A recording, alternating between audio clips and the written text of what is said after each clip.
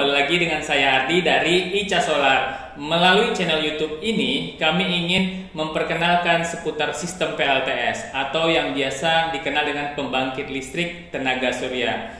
Mudah-mudahan Sobat Ica Solar dimanapun Anda berada bisa mengenali energi yang lebih bersih ini dan lebih baik tentunya. Jangan kemana-mana ya, ingat saksikan hingga akhir.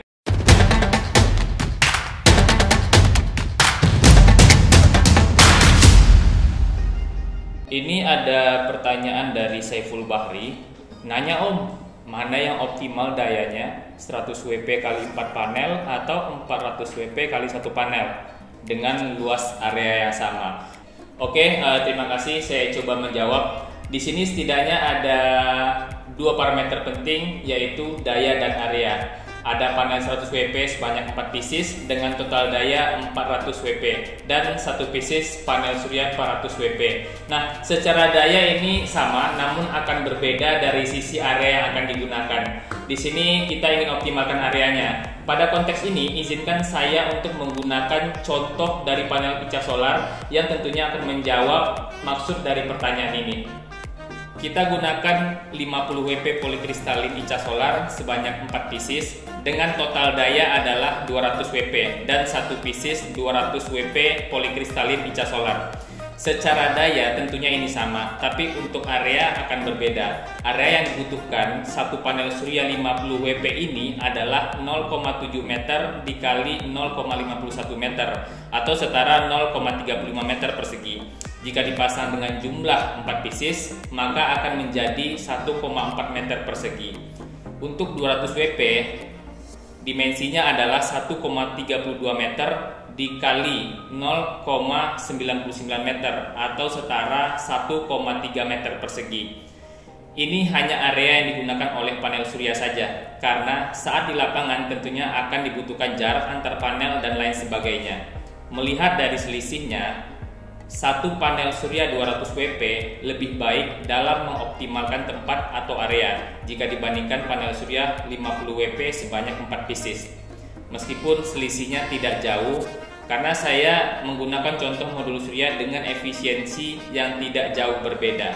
Kata kuncinya adalah efisiensi panel surya, karena dasar efisiensi panel surya adalah hasil bagi dari daya dan dimensi panel surya. Oke, ini ada pertanyaan dari anak rantau 1998. Bos mau tanya, kalau panel surya 50 WP dan aki 50 Ah dengan beban lampu DC 30 Watt, apa bisa menyala selama 12 jam?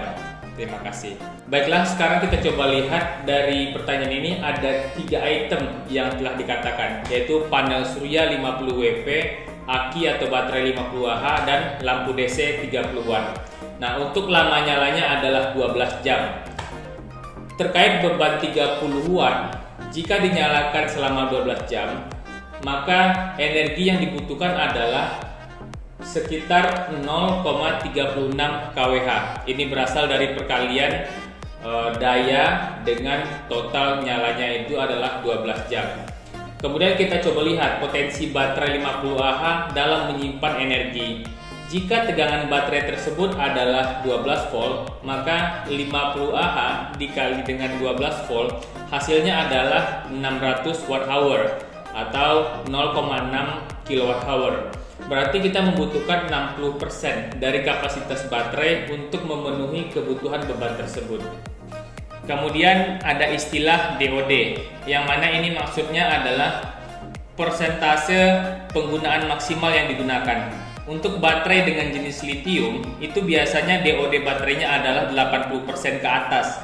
Yang mana itu maksudnya adalah batas kapasitas yang kita gunakan itu sekitar 80% dan menyisakan kapasitas energi sekitar 20%. Untuk baterai gel, AGM, dan sejenisnya itu sebaiknya DOD-nya adalah 50% hingga 70%. Secara sederhana ini akan berguna untuk menjaga agar umur pakai baterai tidak pendek, atau bahasa lainnya cycling baterai bisa lebih banyak.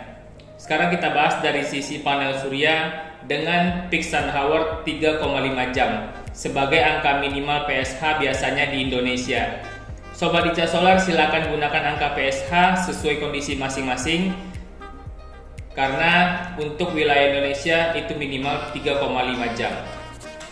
Secara teori, energi listrik yang dapat disuplai ke baterai per keping panel surya 50 WP hanya 0,17 kWh. Jadi direkomendasikan minimal menggunakan 3 keping untuk menghasilkan energi yang lebih baik. Ini adalah kebutuhan dasar secara teori dalam sehari penggunaan, atau autonomy day adalah 1 hari.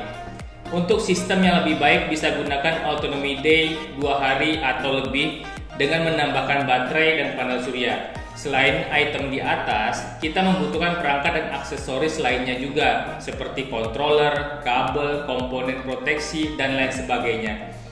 Sistem off-grid memang memiliki perhitungan yang cukup detail, sehingga jangan salah dalam merancang agar sistemnya sesuai dengan kebutuhan.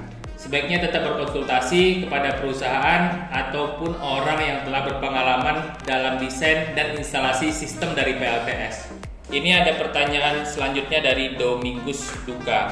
Mau tanya, kalau seminggu hujan terus, apakah daya aki berkurang? Karena kami di pedesaan ada pakai PLTS terbarukan. Thank you. Oke, terkait pertanyaan ini, saya ingin menjawab dengan penjelasan sederhana. Baterai yang telah terpasang dalam satu sistem itu akan memberikan suplai listrik ke beban, termasuk juga pada perangkat pada sistem itu sendiri, seperti controller dan inverter. Jadi, jika kondisi saat itu hujan dan iradiasi matahari menurun drastis, maka yang akan terjadi adalah baterai tidak memiliki tambahan energi yang signifikan.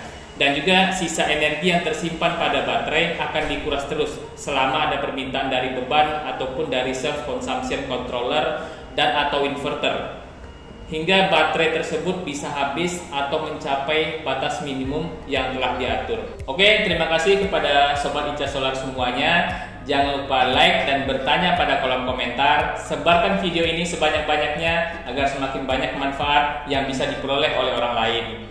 Jangan lupa subscribe ya channel ICA Solar. Saya Ardi dari ICA Solar. See you.